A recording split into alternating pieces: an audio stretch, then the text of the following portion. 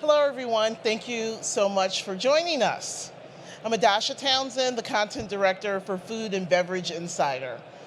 How many of you are familiar with Food and Beverage Insider? Wow, okay, everyone is. But I just want to give you a quick primer.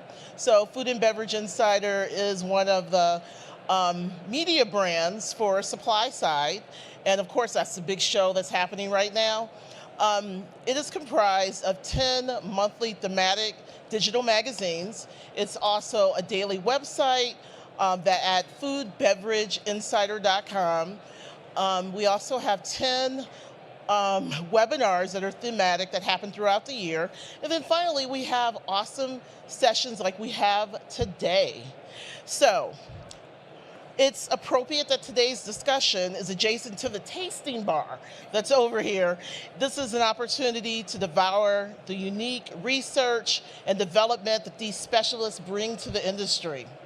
So Abena Foley is the founder and chief flavor officer of Polk Spices, a multi-award-winning food company on a mission to bring bold West African flavors to American groceries and pantries. She is also a trained food scientist with more than a decade's worth of product development and regulatory expertise. And Monica Beata is co-founder and co-CEO of Equai, a high-protein flour, and she's also an experienced biotechnology executive with 15 years of experience in scaling fermentation-enabled products from lab to market. She is fueled by her vision of a healthier and more sustainable world through food.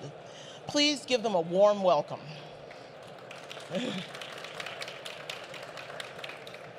Before we get into the heritage ingredients that I would love for you both to talk about, I just kind of want you just to briefly talk about your experience as food scientists. Monica, Thank you so much. So first of all, I just want to say very, very excited to be here and really see, such exciting innovation happening all around us. And thanks to Adarsha for inviting me. So in terms of my experience, so I have had this kind of, I like to call it a privilege. Since last 15 years, when I graduated my PhD, I have exclusively worked in the field of sustainability. I started actually not in food, first of all. I started in biofuels. So this was really, a global need at the time. There were wars going on and the price of the fuel had skyrocketed. So we started there. But very gradually, the whole industry kind of moved towards food. So my first sort of dabbling in food came with creating heart-healthy food oils. So these are oils that are as healthy as olive oils, but then, when you cook them at high heat, they would not degrade and give you some of the adverse effects. So that really kind of brought me very, very close to this idea that with technology, with science, and with passion, we can create ingredients that really create a healthy bottom line in our daily lives. So since then, I want to say I never look back. I did vitamins, so DHA vitamins coming not from fish, but from fermenter tanks, which as a vegetarian, I really, really appreciated as well. And then I worked in food proteins. So last 6 years, I was making food proteins, specifically collagen mimetics at a company called Geltor.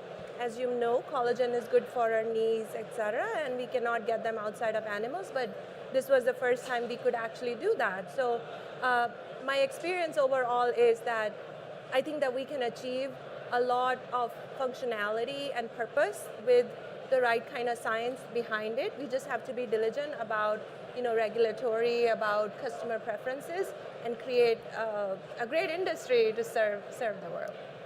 Okay, thank you. Abena? thank you for having me here.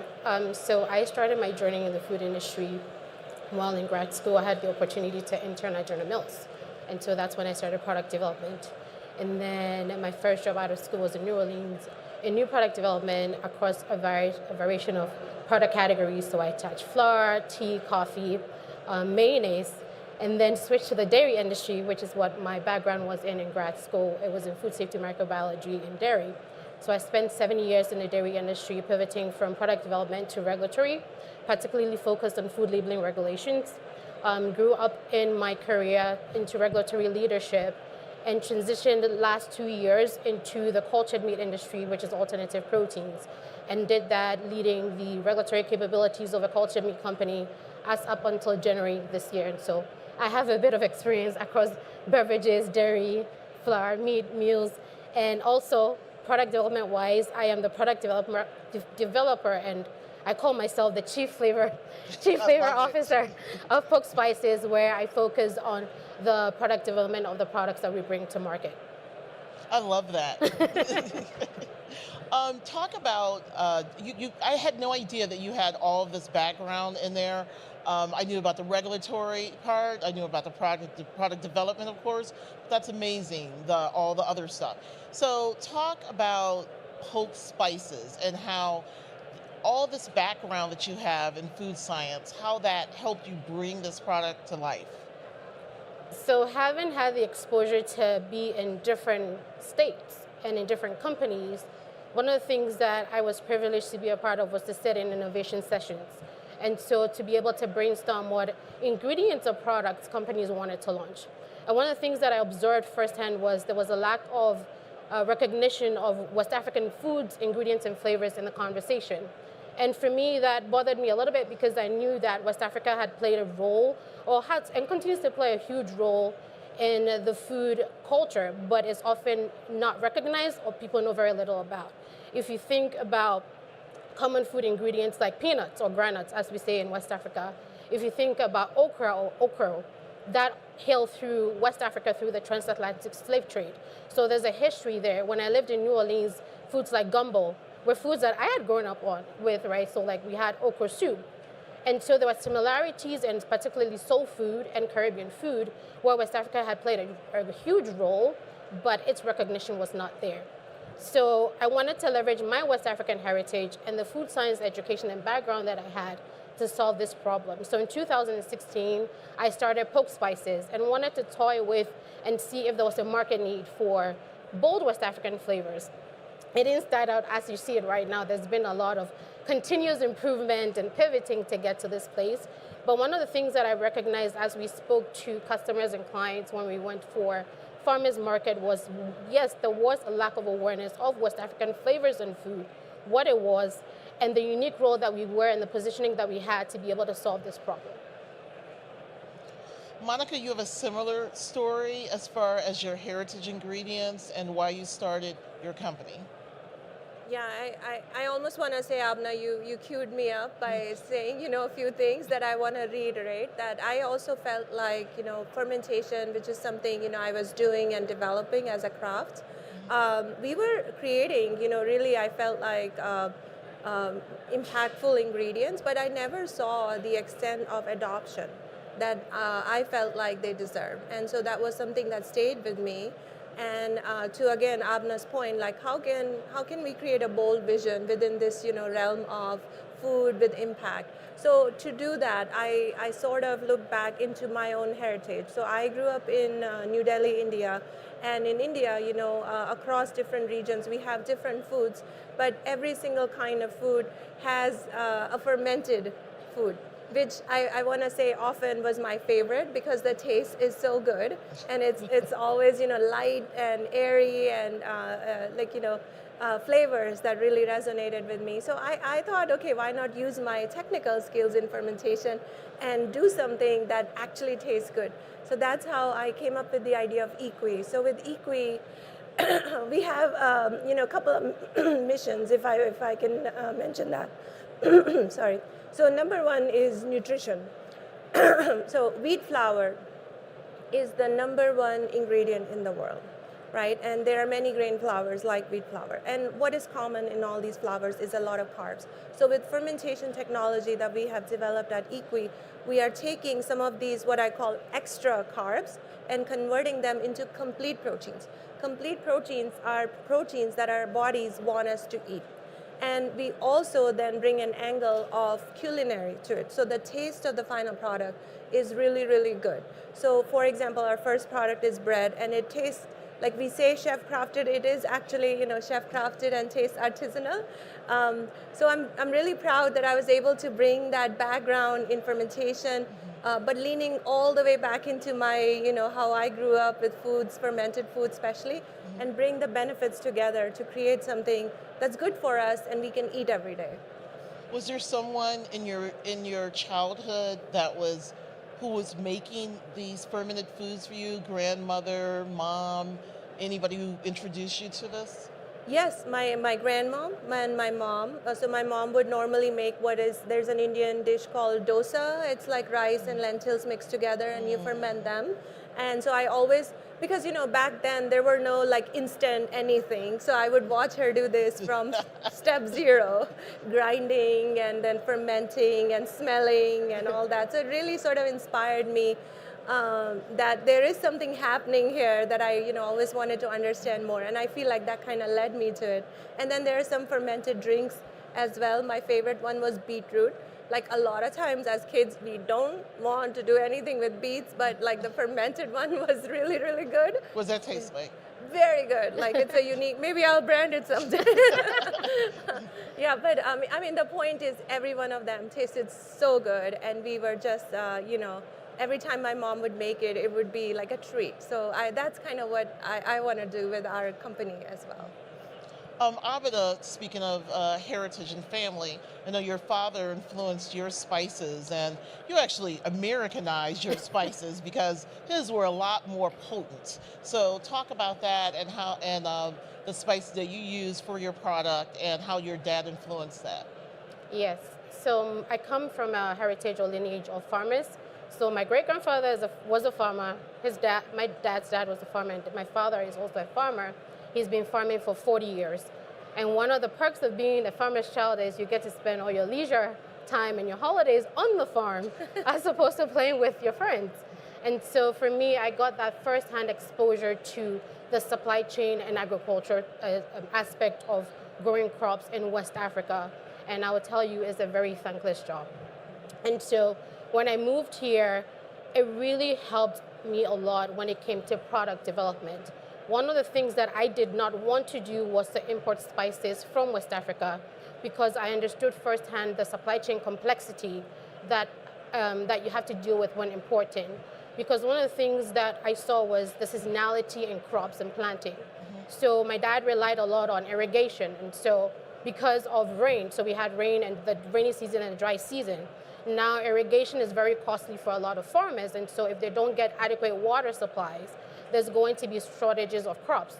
Now if it rains too much and they have a bumper harvest but they don't have some place to process, you have what we have a glut where there's so much product on the market but it's not being processed because there isn't adequate infrastructure in place to process those extra products. And so having not wanting to deal with that, what I decided to do was not to focus on bringing West African products, but to bring bold West African flavors. And so that meant a lot of innovation. And what I did was to take ingredients that were common to here in terms of what you find in the pantry here, and also common in West Africa. And I came up with this terminology, which is part of our brand mission, called the West African Holy Trinity of Spices. It was something that I dubbed from when I lived in New Orleans, when we think about the Holy Trinity of Creole or Cajun cooking. So I took that inspiration and I called it the West African Holy Trinity of Spices, and it's basically the foundational ingredients that are used in West African cooking, and they are chili, ginger, and garlic. If you're going to prepare any West African dish, you need this trio in your cooking. And what I did was to take those ingredients, and look at what are the core ingredients that make West African food stand out, which is our chilies. Now, when you look at our red chilies, one of the common red chilies we use is the African bird chili. But it's hard to find here, and it's too potent for the American consumer to eat. Average. The average American consumer, let me put it that way. So in product development, we have this terminology called ingredient substitution. Ingredient substitution is looking for an ingredient that is similar to the ingredient that you would like to use and has common properties to the ingredient that you would like to use. It involves a lot of research. Now, the great parity or ingredient substitute to the African bird pepper is cayenne pepper. Very common to the American consumer. the heat level is something that can be tolerable to the American consumer. So that's what we used for our red chilies. Now our green chili, we have a specific type of green chili in Ghana, West Africa, called paposhito. It's called the petite bell chili pepper. It's very round, it looks like your Scotch bonnet, but it's more round in nature. You will not find it in America. And so I started looking at different types of green chilies. You have your serrano chili, you have your green Thai chili, and you have your jalapeno chili. Now I also wanted to look at the flavor profile of the green Petit Bell green chili pepper compared to all these three chilies that I looked at. And the unique flavor property of that chili is it has a fruity, spicy taste. Mm-hmm. So the green Thai chili pepper was not going to work because it doesn't have a fruity, spicy taste. Your serrano pepper is close, but it still doesn't need it. So the parity or the ingredient substitute for that was the jalapeno pepper. Your jalapeno gives you a fruity, spicy note. That blended with the other two ingredients that I talked about in our West African Holy Trinity of spices, which is your ginger and your onion, will give you a finished flavor profile that is on par with what you find back home when people are cooking. And so that's what we bring to you, and you have the spices at the back if you haven't gotten some, in different flavor profiles and formats as well. And just FYI, it tastes really good when you put it on salmon. Well, marinated before you cook it, and shrimp, and chicken, and my greens. So it's really good. Thank you. It is quite good. Thank you. Monica, so talk some more about how your product, what difference your product is making.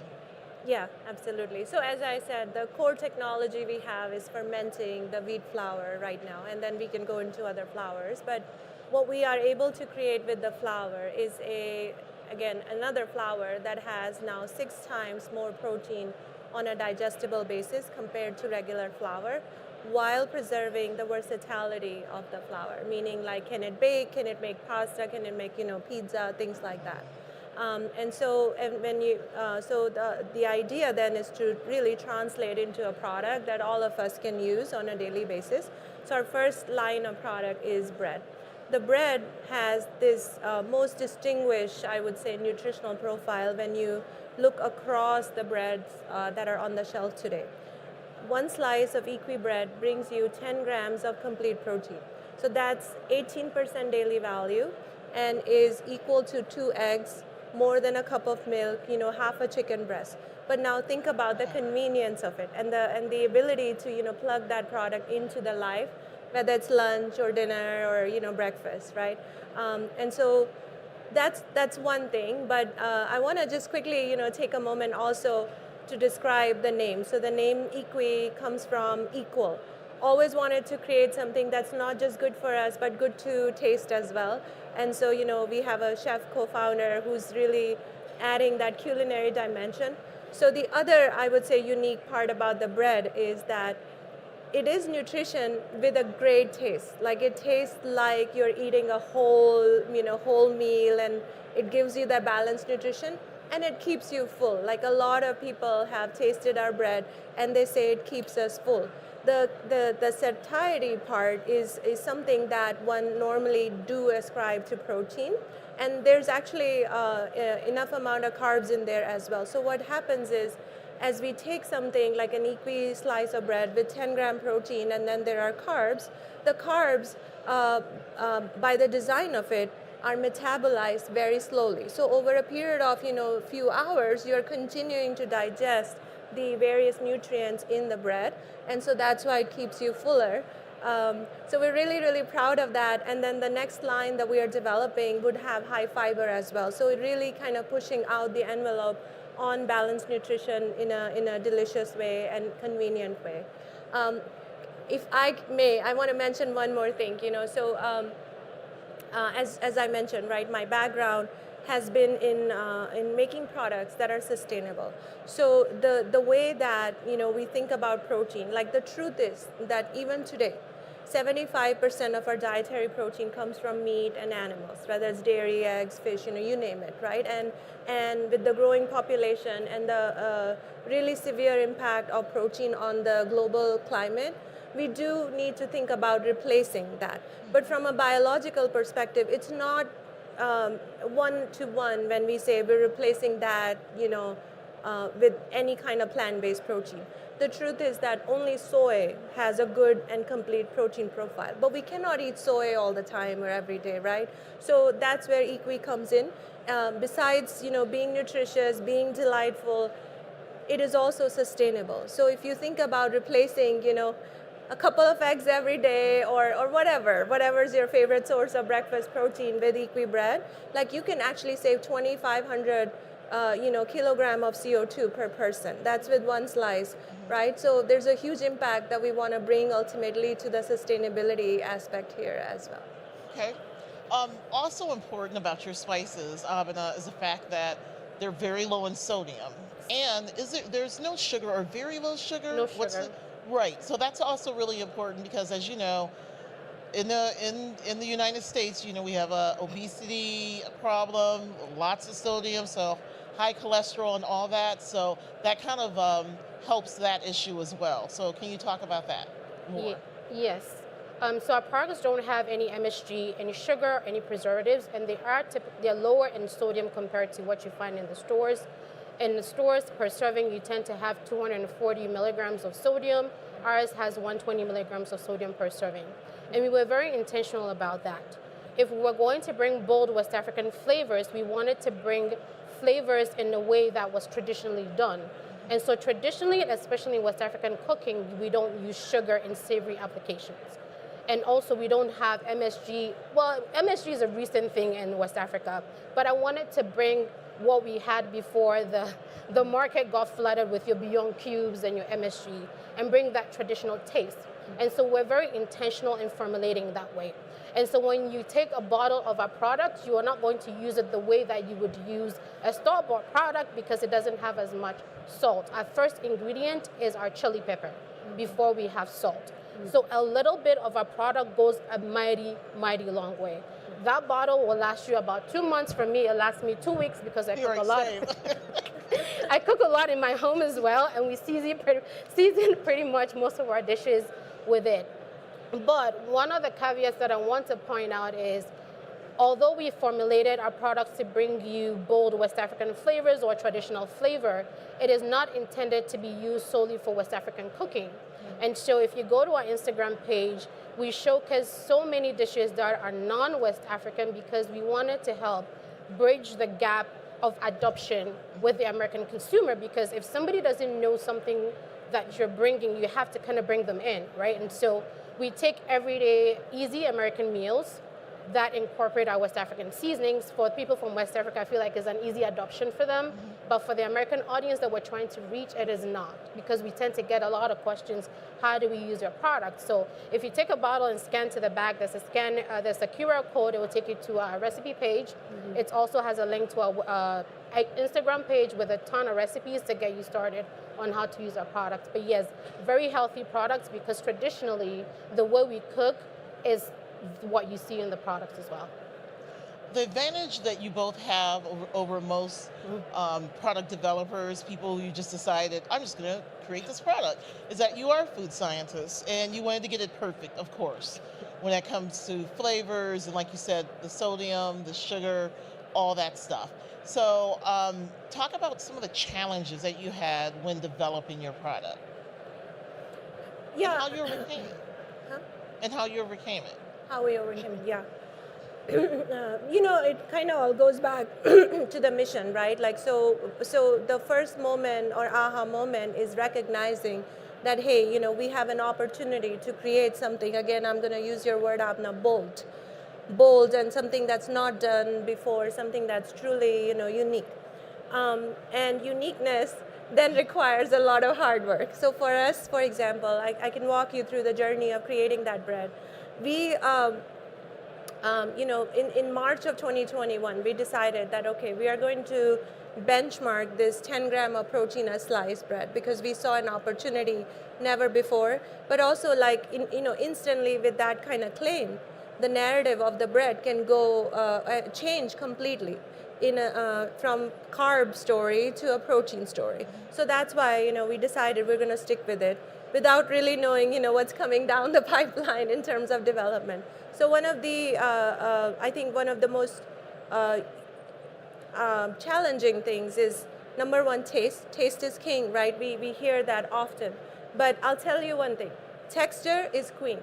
And without queen, you're not winning the hearts, right? So, so it took us, taste was fine for us. I would not say day one, but it was probably an easier challenge because we had taken care of that a priori. But texture took us a while. So we actually went through probably 1,000, maybe more combinations of dough. Wow. So just simply the dough to make the bread, to understand how the protein interacts with the water. Right, you gotta leave the water for the starch and the gluten that's coming from the flour to still do their job and give that taste and texture without interfering it. So that took us quite a while. It took us also, it would oftentimes push us all the way back to our protein development bench, where we would have to recreate the protein to meet those. But I think coming through that kind of pipeline, we really learned a lot about what the dough would mean. But I'll tell you, Darsha, is like actually at the end of the day, I wouldn't have it any other way, because now we not only have a product and IP on the product, but we also actually have a lot of IP on the dough. Mm-hmm. We know how to make dough for cakes, for breads, for croissants, for bagel, you name it, right? So I think it was really worth it, but it wasn't easy. It took a lot of science. And the other thing I want to say here is partnership. So as a small company, we have to get very analytical and quantitative about the results. Otherwise, we're not going to make directional progress. Mm-hmm. And that needs equipment. It needs facilities. It needs investment. As a small company, how do we do that? It's not possible to just start, owning all of that. So we actually looked for a lot of partners, and not just what is called the normal, CSO ecosystem, where you go to another company and they help you run it. I would say one of our biggest partnerships came from, we are in California, so California Wheat Commission, and then universities of South Dakota, and they have their own plans where they help us do a lot of testing. So I really want to just sort of note here that partnerships are really important for small companies in this journey. So look for partners all around us, especially government resources, because they have got some of the best resources that are free, not free, but like very nominal for us as a small company, and made a world of difference to our offering. Fantastic. And Abhina, some of the challenges? I would say that for me, I approached it from the product development aspect as well as the regulatory aspect. So when we started our prototyping, what I did was to create samples and send them out to people in the West African community, and basically did a survey on taste, texture, pricing, because I wanted to make sure that I got it right with my community first, mm-hmm. before I took it out to those that I wanted to take the product to, because they're going to be your first and greatest ambassadors. Mm-hmm. Funny enough, when the results came, my dad gave me 1 out of 5. He's my biggest critic and my biggest fan. Always. But I needed that push because he said, you can take it, you can do it better. Mm. Because there was a first-hand knowledge that he had of the culinary landscape of West Africa that I didn't have. Mm-hmm. And so I really leaned into those results, and when they came in, they helped me to fine-tune the product. From the get-go, we were not going to try and do commercial production and commercial kitchen production. We started straight up with a co-packer, and so for the past 7 years, we've been with our same co-packer when it comes to producing the product. Mm-hmm. The other lens through which I looked at it was regulatory, because that was my bread and butter, right? Mm-hmm. How do I position this product in a way that once again reduces the bridge of adoption with the American consumer? So how do I call the product in a way that was FDA compliant but still communicated what I wanted to communicate? And so we have evolved in our product name along the way. Initially, it was all-purpose seasoning, but that was not helping to differentiate our product. Mm-hmm. And in the past 3 years, we've gone to a place where we feel we have to be confident in owning our brand proposition, which is West African seasoning. There's nothing like that on the market as it is in retail, and that is a category we can grow and own on our own. And so we just rebranded all our labels just this July for bolder product labels, which we didn't have before. But it's been an evolution. And one of the things I would say is listen when you are talking to your end consumer. We do a lot of farmers markets and we listen to the questions that they ask. We were having confusion of our brand colors. So we spent time this year digesting all the data we've gotten from them, and that led to the end result that we have in our product packaging as well as our brand labeling as well. Fantastic. Well, thank you so much, Monica and Abhinav, for joining us today. This has been an enlightening, and it's right before lunch, and you guys made me hungry too. So thank you. I appreciate it, and I appreciate everyone for showing up. Thank you. Thank you. Thank you.